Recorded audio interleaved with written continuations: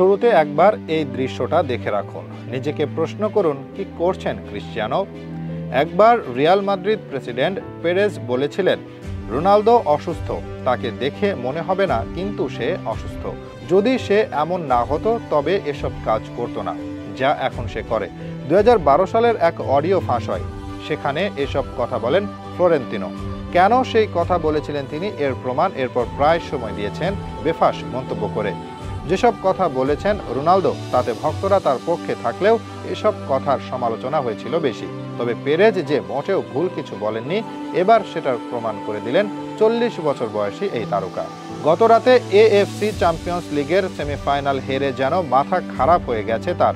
মাঠে পারফর্ম করতে পারেননি, একেবারে শেষ মুহূর্তে গিয়ে দলকে সমতায় ফেরানোর সুযোগ থাকলেও সহজ এক সুযোগ হাতছাড়া করেন এই পর্তুগিজ তারকা। এখানেই শেষ না, এরপর ম্যাচ হেরে গিয়ে কাণ্ড করেছেন মাথা খারাপ হওয়ার মতো, যা নিয়ে চলছে হাসি ঠাট্টা। নিজেদের ঘরের মাঠে জাপানের ক্লাব কাওয়াসাকিকে আমন্ত্রণ জানায় আল নাসর। শুরু থেকে অবশ্য ব্যাকফুটে ছিল স্বাগতিকরা। ওদিকে অসাধারণ পারফরমেন্স দেখিয়েই যাচ্ছিল কাওয়াসাকি। গোল পেতে সেজন্য দেরি করতে হয়নি তাদেরকে। তাতসুইয়া ইতোর দুর্দান্ত এক ভলিতে এগিয়ে যায় তারা, যদিও প্রথমার্ধেই সমতায় ফিরে আসে আল নাসর। 28 মিনিটে সাদিও মানে গোল করেন আল নাসরের হয়ে, যদিও এগিয়ে থেকেই বিরতিতে যায় কাওয়াসাকি। দ্বিতীয়ার্ধে আরও জমে ওঠে খেলা।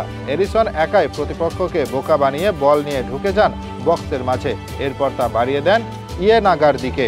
সহজ এক টাচে বল জালে জড়িয়ে দেন তিনি, তাতে 3-1 গোলে পিছিয়ে পড়ে রোনালদোরা। যদিও 87 মিনিটে এক গোল শোধ করে, তবে অতিরিক্ত সময়ের শেষ দিকে এসে রোনালদো পান সবচেয়ে সহজ সুযোগ। সেখানে গোল করলে খেলা গড়িয়ে যেত অতিরিক্ত সময়ে, তবে সেটা পারেননি তিনি। তাতে 3-2 গোলের পরাজয়ে মাঠ ছাড়তে হয় আল নাসরকে। এতে সেমিতেই শেষ হয় তাদের স্বপ্ন। এদিকে ম্যাচ হেরে যে কাণ্ড ঘটিয়েছেন রোনালদো, তাই নিয়ে চলছে যত আলোচনা সমালোচনা। যেন মাথা সত্যি সত্যি খারাপ হয়ে গেছে তার। খেলা শেষে হাত মেলানোর পর একটি দৃশ্যে দেখা যায় রোনালদোর অদ্ভুত কর্মকাণ্ড। একা একাই ইশারা করছিলেন, কি সব যেন বলছিলেন। প্রথমে দেখা যায় পায়ের ইশারা করতে, যে গোল মিস করেছেন হয়তো সেটাই ইশারা করেছেন, বুঝাতে চেয়েছেন আর একটু ভালো টাচ হলে হয়তো গোল হতো। তবে এরপর কি করলেন সেটা বোঝার সাধ্যাধিকার। 2 হাত ঘুরিয়ে বারবার কিছু একটা বলার চেষ্টা চালিয়ে যান তিনি। তার ইশারা বুঝে ওঠা ছিল মুশকিল।